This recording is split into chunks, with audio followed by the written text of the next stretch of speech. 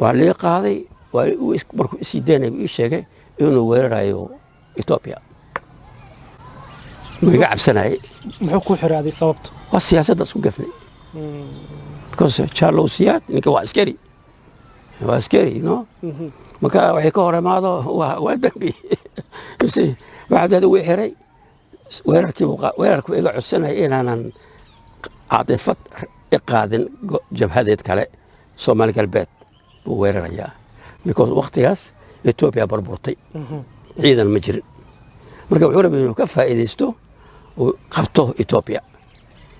wuxuu ii ogolaaday inaan ka hadlo waxaan ku yiri war Ethiopia waa very powerful waa wadan Christian first whole Christianity waa kalmana waa wadan Carbeed حبشات وعرب أنا عرب بنين واش قلنا بين بشيقنا داروت عرب واي بن هاشم هوية بن هاشم لك وخرافات ما لك ما قالوا العرب لكن حبشات وقبيل كمية يمنين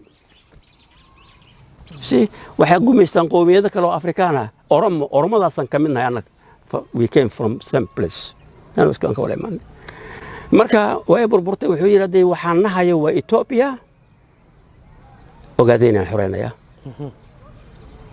hay duran adiga ayaga hor imaan waa iska hor imaanaysa marka ayaga hor imaaneen hada iyaga hor imaad marka iska weydilaya hada khatar ku jiray dilma amal banaha waxa ku warana waxba ka ma rabno military ka rabno lacag ka ma rabno waxba ka ma rabno annaga keenxa ku filan